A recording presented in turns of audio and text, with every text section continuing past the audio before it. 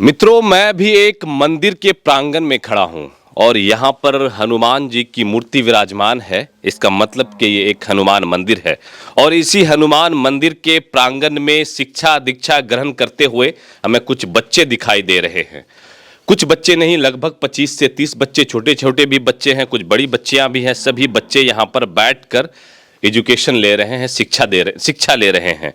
कुछ लोग भी यहाँ पर हैं। सबसे पहले मैं भैया से मिलवाऊंगा। ये भैया हैं राजेश भैया, राजेश यादव जी, जो भारतीय सेना के जवान हैं। सीआरपीएफ में ये पोस्टेड हैं और हमेशा ड्यूटी पर होते हैं देश सेवा की रक्षा करने के लिए। लेकिन कहते हैं कि सच्चा देशभक्त वही होता है जो सीमा के साथ साथ अपने देश के हर एक जगह पर नज़र रखता हो, अपने गांव पर नज़र रखता हो, अपने समाज पर नज़र रखता हो। और बिल्कुल राजेश भाई का ये गांव भी है। गांव का नाम है गोविंदपुर, जो बिहार के भागलपुर जिले में आता है। भागलपुर जिले का है, पीरपैंती प्रखंड है ना, पीरपैंती प्रखंड में आता है ये गोविंदपुर गांव। यहीं के हैं राजेश भाई। और ये पिछले 2 से 2.5 साल से गांव के वैसे बच्चे को इस मंदिर के प्रांगण में पढ़वाते हैं या पढ़ाते हैं जो बच्चे स्कूल जाने से वंचित हैं। वो बच्चे जिनके माता पिता बच्चों को ट्यूशन नहीं दे पाते, वो बच्चे जिनके माता पिता बच्चों को अच्छे टीचर के पास अच्छी शिक्षा या फिर अच्छे स्कूल में नहीं भेज पाते, तब जाकर राजेश भाई ने कहा नहीं, हम अपने समाज के लिए इतना तो कर ही सकते हैं। देश के लिए अगर मैं कर रहा हूं तो हमारी जिम्मेदारी, हमारा दायित्व ये भी बनता है कि हम अपने समाज के वैसे बच्चों को कुछ ऐसा अरेंजमेंट करके दें जहां पर बच्चे अच्छी तरीके से तालीम हासिल कर सकें, अच्छी तरीके से शिक्षा ग्रहण कर सकें। और इनके लिए इन्होंने कुछ अच्छे अच्छे शिक्षक भी यहाँ पर ला रखे हैं, व्यवस्थित कर रखे हैं। और शिक्षक भी ऐसे नहीं जो अच्छी तरीके से बच्चों को पढ़ा सकें, अच्छी तरीके से बच्चों को डिसिप्लिन सिखा सकें, अच्छी तरीके से बच्चों को एजुकेशन का महत्व सिखा सकें, वैसे शिक्षकों को इन्होंने रखा है। पहले राजेश भाई से थोड़ी सी बात होगी हमारी। सबसे पहले तो सर, आपको वो कहते हैं ना सैल्यूट, कि आप देश सेवा में होकर भी ये चीज़ कर रहे हैं, इसके लिए आपको सैल्यूट तो बनता है। बाकी क्या मोटो है इसके पीछे? आप बच्चों को पढ़ाते हैं, बच्चों को यहाँ पर मंदिर में बुलाते हैं, सुबह में 2-3 घंटे यहाँ पर क्लास होती है, फिर शाम का वक्त होता है, फिर यहाँ पर 2-3 घंटे क्लास होता है। आप चाहते तो अपनी ड्यूटी करके आराम से अपने बाल बच्चे में मगस्त रह सकते थे। सर, जैसे आपने बोला कि ड्यूटी करके घर आए, आराम करें। हाँ। तो सर, ये सबकी अपनी सोच होती है और कोई भी काम का शुरुआत तभी होता है जो हम सोचेंगे। हाँ हाँ हाँ हाँ। अब ये गांव है, ये गांव में मैं भी इसी दौर से गुजरा था पहले। इसी दौर से आप भी गुजरे हैं। हाँ, मैं भी गांव में चला, खेला, कभी गिरा, खेलते गिरे होंगे। अब इन्हीं कोई रिलेटिव होगा, कोई चाचा भैया, हाँ, हाँ। मुझे उठाए होंगे, हाँ हाँ। अच्छे ज्ञान दिए होंगे, कुछ समझाए होंगे वो। हाँ हाँ हाँ हाँ। तो सर, ये मेरा कर्ज है, ये गांव जो गांव मेरे ऊपर दिए हैं। हाँ। और वो कर्ज चुकाने का मौका मिला है और ज़िंदगी एक बार मिलता है। हम चाहते हैं गांव के लिए अच्छा करें और कोशिश लगातार करते कुछ अच्छा करने के लिए गांव का अपना। देश सेवा से जो आप लोग वहाँ रहते हैं तो ऑलरेडी आप लोग काफ़ी प्रेशर में रहते होंगे, काफ़ी टेंशन में भी रहते हैं। जो सेना के जवान होते हैं, बहुत सारी जिम्मेदारी उनके कंधे पर होती है, और वो सबसे इतना टेंशन के बीच इन लोगों के बारे में कैसे सोचते हैं? सर, जब मैं ड्यूटी पर आता हूँ, जब तो मैं ऑन ड्यूटी हूँ, हाँ। अपना ड्यूटी सही से किया, और मैं ड्यूटी ऑफ हो जाए, मैं कहीं भी रहूँ, 2 दिन बाद आऊँ, 3 दिन बाद आऊँ, नेटवर्क मिलते ही पहला कॉल करूँगा अपना अध्यक्ष सचिव को। अच्छा, एक कमेटी बना रखी है आपने, एनजीओ के टाइप की? हाँ। हाँ। कैंप में आते ही या जैसे ड्यूटी ऑफ हुआ, पहला कॉल करना है, पूछना इन लोगों के बारे में कि मैंने क्या चल रहा है। या अपने सर हैं, टीचर हैं, नीरज सर, इनको कॉल करूँगा कि भाई 2 दिन से बात नहीं हुआ, कोई दिक्कत, कोई परेशानी।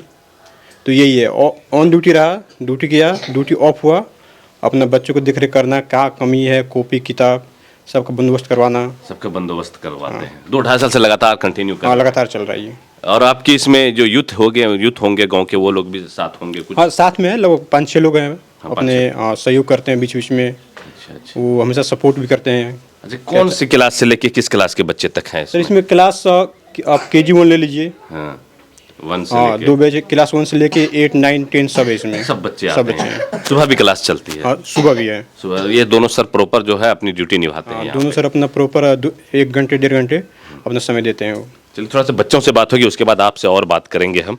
कुछ बच्चों से बात होगी। कौन बात करना चाहेगा? अपने मन से बताओ, नहीं तो फिर हम सबके पास जाएंगे। अपने मन से बताओ, कौन कौन बात करना चाहेगा? होता क्या है कि गांव में माइक के सामने बोलने से डरते हैं बच्चे, लेकिन कोई नहीं, ये वाला बच्चा देख रहे हैं मुस्कुरा रहा है अकेले में। क्या नाम है आपका? शिवानी कुमारी। शिवानी कुमारी। किस क्लास में पढ़ते हो शिवानी आप? 2 में। 2 में पढ़ते हो। रोज आते हो यहाँ पे? हाँ। स्कूल भी जाते होगे? हाँ। यहाँ भी रोज आते हो? हाँ।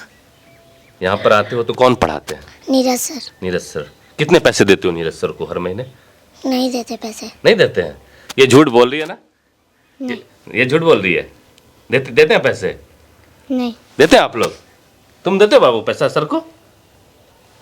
तुम देते बाबू? तुम लोग देते हो? नहीं देते हैं बच्चे। झूठ नहीं, बच्चे मन के सच्चे होते हैं। और यहाँ पर पढ़ रहे कुछ और बच्चे, बड़ी बच्चियाँ। आप किस क्लास में हो बाबू? 8 क्लास में। क्या नाम है आपका? सुमन कुमारी। सुमन कुमार। कितने दिन से पढ़ रहे हैं यहाँ पे? बहुत सारे। क्या लग रहा है यहाँ पर पढ़कर सर कैसा पढ़ा रहे हैं? अच्छा पढ़ा रहे हैं। अच्छा पढ़ा रहे हैं। और जगह ट्यूशन आप नहीं जाते थे, तो इसलिए सर लोगों ने आपको अप्रोच किया यहाँ आने के लिए? जी। यहाँ पर लगातार आते हैं? जी। और क्या क्या व्यवस्था है यहाँ पे? सब कुछ का व्यवस्था है। किताब कलम कॉपी सब यहीं मिलता है? फ्री में मिलता है सब कुछ। सब कुछ फ्री में मिलता है? जी। सही बोल रही है? Yes sir. क्या नाम है आपका? अनुष्का राज। आपका? खुशी कुमारी। सारे प्यारे प्यारे बच्चे हैं और यहाँ पर आते हैं। सारे बच्चों से बात करने के बाद यही आपको समझ आएगा कि ये बच्चे यहाँ पर आते। परी कुमारी, ये आजा आजा।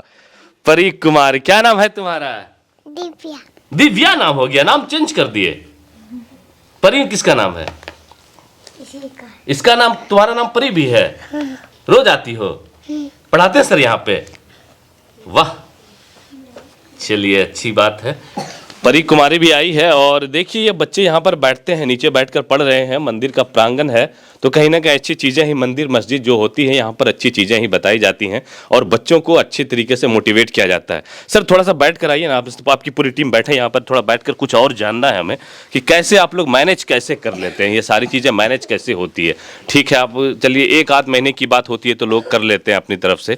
ये पूरी आपकी टीम कैसे मैनेज होते हैं, मतलब कि कैसे चलता है कंट्रीब्यूशन, या फिर लगातार, या फिर कहीं दिक्कतें भी होती होंगी, उस चीज़ को संभालने के लिए क्या कुछ करते हैं आप? सर ये दिक्कतें बहुत होती है।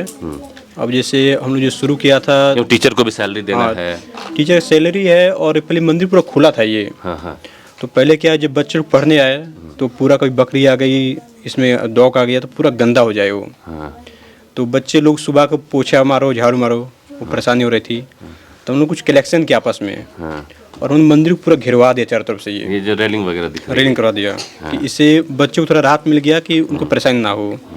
और उसके ऊपर आप हम लोग को जो सैलरी है या जो इनका इनकम हो गया, ये लोग भी अपना छोटे मोटे काम करते हैं, तो मतलब सैलरी का लगभग 10% पहले ही मतलब बाहर निकाल देते हैं और वो आपस में लोग कलेक्ट करते हैं।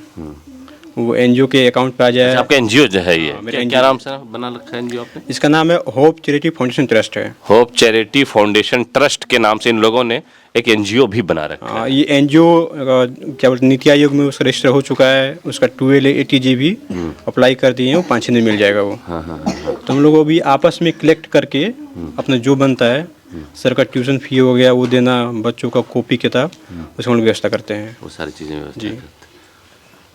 तो एक संगठन देखिए कैसे चलाया जाता है। आपकी एनजीओ और किस किस कामों में भाग लेती है? मान लीजिए चलिए बच्चे को पढ़ा रहे हैं, या फिर गांव में और भी बहुत सारी चीज़ें होती, सामाजिक कार्य होता है, वैसे में कभी आप लोगों ने पार्टिसिपेट किया है? सर गांव में जैसे सर्दी का मौसम है तो कंबल दान करना, या किसी को कपड़े की ज़रूरत है, गर्म कपड़े, उसका उपलब्ध करवाना, या किसी का शादी है, उनके पापा उनका खर्च नहीं उठा पा रहे तो कुछ सामान दे के उनको सहायता प्रदान करते हैं।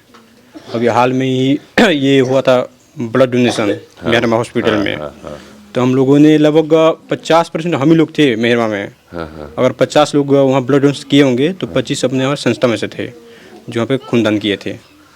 मतलब सामाजिक कार्यों में भी आप लोग बढ़ चढ़ कर हिस्सा लेते हैं। जैसे आपने कहा कि किसी की शादी वगैरह में भी, वैसी ज़रूरत में भी आप लोग आगे आते हैं। बच्चों को पढ़ाने के साथ साथ समाज में यहीं पर जहाँ पर लगता है कि किसी को मदद की ज़रूरत है, आपकी जो होप चैरिटी ट्रस्ट है ये आगे आती है। हाँ जरूर, मतलब कि कहीं कोई सहायता मांग दिया या हम लोग को पता चल गया, जैसे मैं ड्यूटी पे हूँ तो किसी भाई ने फ़ोन किया कि भैया मतलब गांव में ये दिक्कत है और इसको ये चीज़ चाहिए, तो हम लोग अपना आपस में कलेक्ट करके उसको हम लोग मतलब कोशिश करते हैं उसका सहायता कर देने का, और करते भी हैं।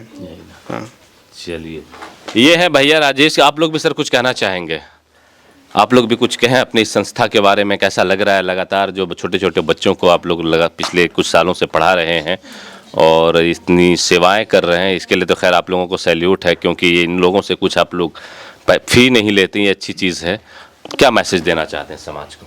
सबसे पहली चीज़ है कि मैं इस होप चैरिटी फाउंडेशन का टीचर हूँ। मेरा नाम नीरज कुमार ओझा है और इस ट्रस्ट के बच्चों को मैं पिछले 2 वर्षों से पढ़ा रहा हूँ और मेरा मोटिव यह है कि इन बच्चों को एक मतलब नॉर्मल स्तर से लेके काफ़ी हाई लेवल पे लेके जाना है, ताकि इनमें ये चीज़ ना रहे कि अगर मेरे पास पैसा नहीं है तो मैं अच्छी शिक्षा प्राप्त नहीं कर सकता। ये चीज़ नहीं होना चाहिए इन बच्चों में और ये डर भी हटाना है। और दूसरी बात यह है कि इन बच्चों में काफ़ी लगातार प्रोग्रेस देखा जा रहा है और हम भी मेहनत कर रहे हैं और मेरा भी एक सपना है कि इनको अच्छी अच्छी पोस्ट मिल जाए और जहाँ से जहाँ तक हो हम लोग हेल्प करें, ताकि ताकि ये जब सफल हो जाए तो ये और हमारी हेल्प करके इसे और विस्तार रूप से बढ़ाया जा सके। सर आपसे थोड़ी सी बात, ये समाज को क्या संदेश, बहुत सारे लोग देखेंगे अभी कि आप लोग एक मंदिर में बैठकर इस तरीके से काम कर रहे हैं, गांव में ज़रूरत पड़ रही वहाँ पे काम कर रहे हैं, एक मैसेज क्या निकलता है इससे, क्या संदेश देना चाहिए समाज में? इस होप चैरिटी का जूनियर टीचर हूँ मैं, राजा मिश्रा। मैं और मेरी टीम और मेरे बच्चे, सब प्यारे बच्चे आपको धन्यवाद देते हैं हम लोग के तरफ से कि आप आएँ और हमारे इस ट्रस्ट के बारे में आगे जानकारी पहुँचाएँ। हम लोग का संदेश मैसेज यही है कि हम लोग को कुछ बोलना नहीं है, करके दिखाना है। करके दिखाना जी, मन में ठान लो तो सब कुछ संभव है। सब कुछ संभव है। बिल्कुल जी, तो ये चीज़ें हैं। बाकी इनका एक ट्रस्ट है, तो मैं चाहूँगा कि वो ट्रस्ट जो है, क्या नाम बताया आपने एक बार फिर से? मैं Hope Charity and Foundation Trust है सर, और उसका नाम है Hope Charity Foundation Trust. Foundation Trust जी। अगर कोई इनके इस नेक कार्य में हिस्सा लेना चाहते हैं, भाग लेना चाहते हैं, अपना समर्थन देना चाहते हैं और राजेश भैया को दिल से चाह रहे हैं इस काम के लिए, जो कि भारतीय सेना के जवान हैं, तो एक स्कैनर दिया हुआ है, इनको मदद कर दीजिए। कभी आपको लगे कि चलिए 1 महीने के बच्चों का किताब मेरी तरफ से, 1 महीने के बच्चों का पेंसिल कॉपी कलम मेरी तरफ से, तो बिल्कुल राजेश भाई को आप लोग डोनेट कर सकते हैं, इनके फाउंडेशन को, और अपनी भागीदारी इसमें ले सकते हैं। क्योंकि अच्छा काम जब तक प्रमोट नहीं होगा तो लोगों का हौसला कैसे बढ़ेगा? अच्छे काम को अभी के वक्त में प्रमोट करने की ज़रूरत है। लोग खुद में तो खोए हैं, लोग अपने कामों में लगे हुए हैं, सारी बातें सही हैं, लेकिन कभी कभी थोड़ा सा वक्त देखिए इन सब चीज़ों को निकाल कर समय, और समझिए कि आखिर ये कितना अच्छा काम के एक ऐसा संदेश जिससे यहाँ पर इनको कुछ बेनिफिट नहीं होने वाला। पिछले 2-2.5 साल से लगातार ये यहाँ पर लगे हुए हैं और बेनिफिट इनको बस यही कि समाज में एक अच्छा मैसेज जाए, बेनिफिट यही कि इन बच्चों का भविष्य बदल सके, बेनिफिट यही कि ये जब बड़े हो जाए तो ये भी अपने समाज में इस तरीके के कार्यों को अंजाम दे।